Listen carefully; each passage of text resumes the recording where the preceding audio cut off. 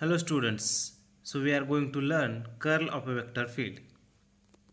So consider a vector f bar is equal to I cap fx plus j cap fy plus k cap fz.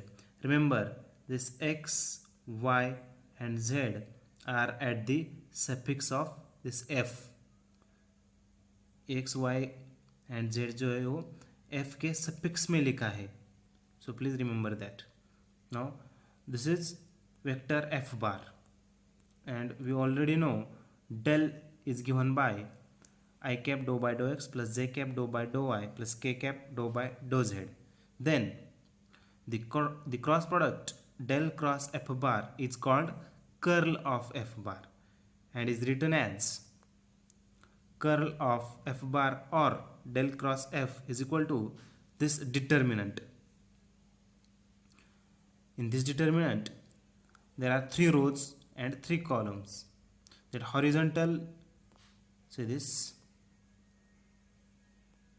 horizontal I cap, j cap, k cap. This is known as first row. Then this is second row. This is third row. This is columns. These are the columns. So this is called as determinant. So curl क्या है? ये determinant होता है curl. So first row में हमें लिखना है I cap, j cap, k cap.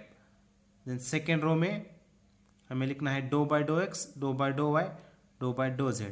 और थर्ड रो में fx, fy, fz. ये fx, fy, fz क्या है? f बार में I कैप का कोएफिशिएंट है fx, j कैप का कोएफिशिएंट है fy and see this k cap का कोएफिशिएंट है fz.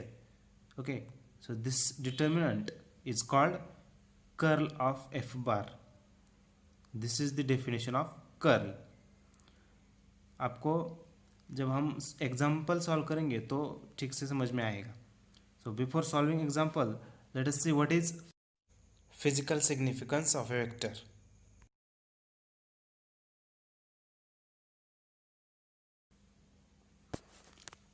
Now consider this diagram. So in this diagram, this device is known as pedal device.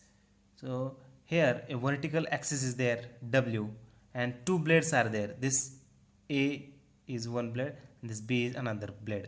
Okay, and these blades are movable around vertical axis. It can be moved like fan. Okay, so this is our diagram. Now what is situation? Now we have to put this pedal in a flowing fluid. Okay, suppose water flow हो रहा है, उसमें हमने ये pedal रख दिया ना. Okay, तो फ्लूइड फ्लो हो रहा है, उसमें हमने ये पैडल डाल दिया. नाउ फ्लूइड फ्लो हो रहा है मतलब उसकी कुछ वेलोसिटी है, some specific velocity is there. Now हमें उस वेलोसिटी का कर्ल निकालना है, तो हमें समझ में आएगा कि वो कर्ल क्या है. Now curl is easily understood in connection with the flow of fluid. If a pedal device such as shown in figure is inserted in a flowing fluid, then the curl of velocity field F is a measure of tendency of the fluid to turn device about the vertical axis W. So curl क्या है? ये liquid की tendency है जो वो कितना उस pedal device को टर्न करता है. ओके, तो उसको हम कर्ल बोलते हैं. उसकी कितनी टेंडेंसी है उस डिवाइस को टर्न करने की, उसको हम कर्ल बोलते हैं. अगर वो पैडल डिवाइस टर्न नहीं होगा तो हम बोलेंगे कि कर्ल ज़ीरो है और वो जो फ्लूइड है वो इरोटेशनल फ्लूइड है. Okay, and irrotational does not mean that the fluid does not rotate. Fluid rotate हो सकता है लेकिन ये पैडल डिवाइस नहीं रोटेट होता, तब हम बोलेंगे कर्ल इज ज़ीरो और field is irrotational. Okay, see this example, see this A diagram. This is irrotational flow. ये जो एरोज है, ये एरोज वो लिक्विड का फ्लो दिखा रहे हैं, और ये जो है क्रॉस ए बी, ये ऊपर वाला सेक्शन दिखा रहे हैं इसका, ये इस पेडल का ऊपर वाला सेक्शन है, ए क्रॉस बी दिखा रहे. सो ये लिक्विड इस डायरेक्शन में मूव हो रहा है, लेकिन ए बी देखो तीनों ए बी है जो ये सेम पोजीशन में है, मतलब वो रोटेट नहीं हुए. Okay, so this field is irrotational. See this second diagram, that arrow shows the rotation of the fluid. It is a circular motion, and see that AB cross AB. So उन तीनों ए बीज की position same है, इसका मतलब वो pedal move नहीं हो रहा. सो ए बी ये रोटेशनल फ्लूइड है, फ्लो है. Now see this third diagram. इसमें ये जो एरोज है वो दिखा रहे फ्लो लिक्विड का. सी दिस, वो ए बी है पहला, सेकेंड ए बी को ऑब्जर्व करो, थर्ड ए बी को ऑब्जर्व करो, उसकी पोजीशन चेंज हो रही है, उसका मतलब ये रोटेट हो रहा है. So this is rotational flow. सो ये होता है physical significance of a curl. Okay, now we are going to see the example of curl. See this example. Find the curl of the vector function a bar equal to x z square I cap minus 2x y square z plus 4y z cube at a point 1, -2, 1. यहाँ पे जे cap और के cap नहीं लिखा, वो printing mistake है. Okay, see this, यहाँ पे आई कैप लिखा है, यहाँ पे आई है, वो आई कैप है एक्चुअली. सो सेकंड टर्म में हमें जे कैप चाहिए और थर्ड टर्म में के कैप चाहिए. Remember this. So what is a bar? X z square I cap minus 2xy square Z J cap plus 4y z cube के cap. ये है वेक्टर ए बार. ओके, और इसका हमें कर्ल निकालना है एट पॉइंट 1, -2, 1. इस पॉइंट पे हमें कर्ल निकालना है. सो अभी हमने डेफिनेशन देखी है कर्ल की. See this, curl of a bar is equal to del cross a bar is equal to determinant of this I cap J cap K cap, then dou by dou x, dou by dou y, dou by dou z and ax ay az.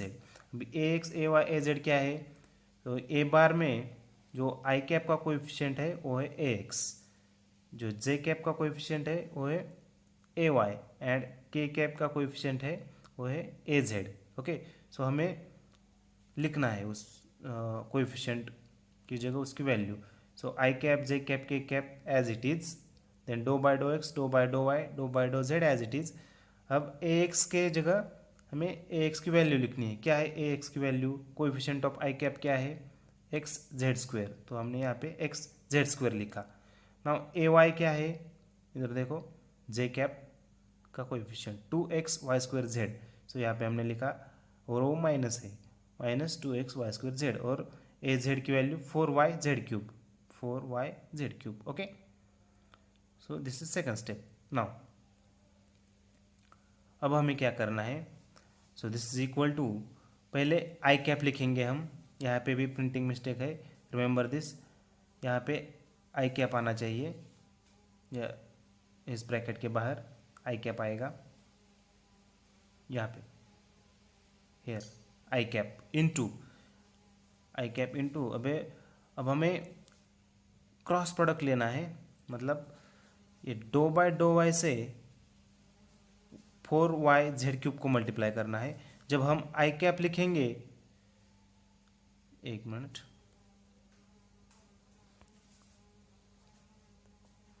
देखो हमने आई cap लिखा तो इसको और इसको हमें hide करना है. ये हाइड करेंगे हम.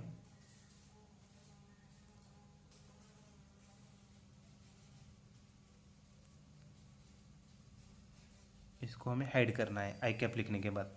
बाहर हम आई कैप लिखेंगे, सो और इसको हाइड करेंगे. अब क्या करना है? डो बाय डो वाई से 4y जेड क्यूब को मल्टीप्लाई करना है. So this dough by dough y into 4y z cube. और माइनस क्या करना है?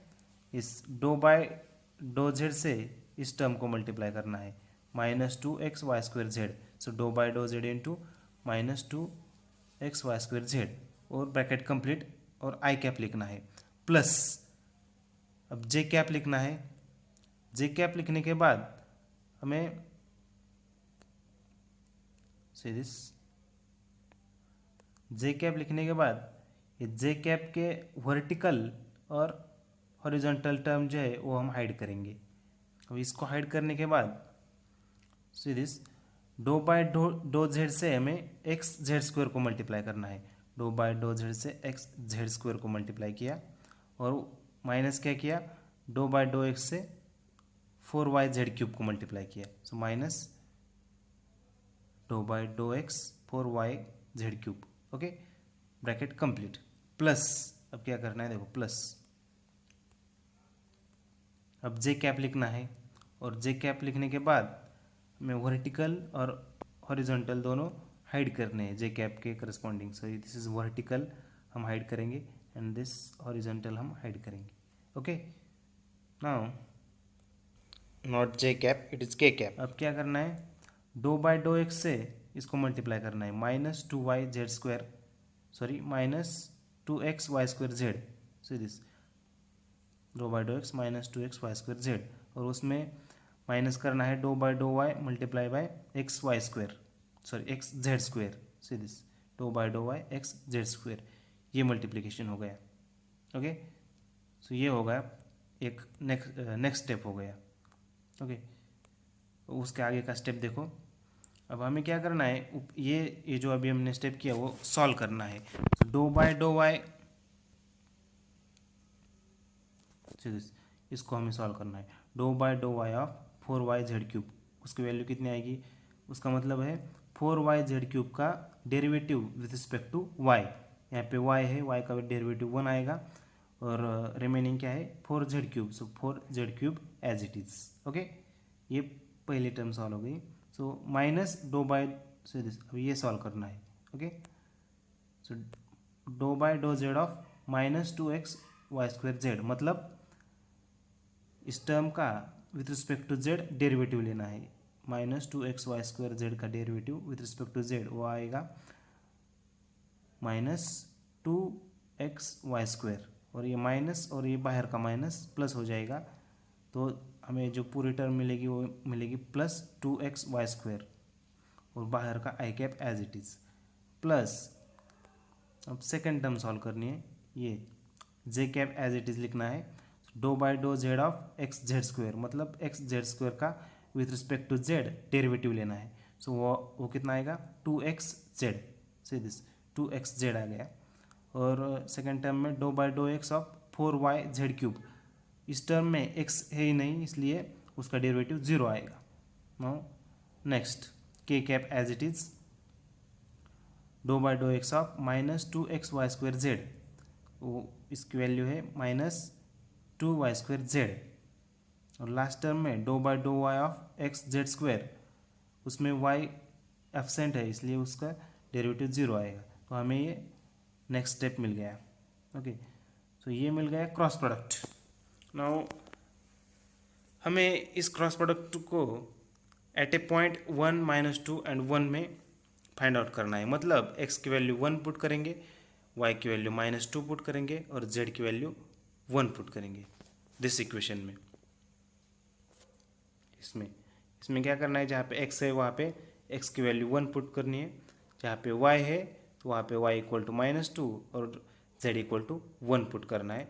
तो हमें ये फाइनली उसकी वैल्यू मिलेगी। तो वो है curl of a vector a bar at a point 1 minus 2 1। Okay, I hope you understand. Thank you.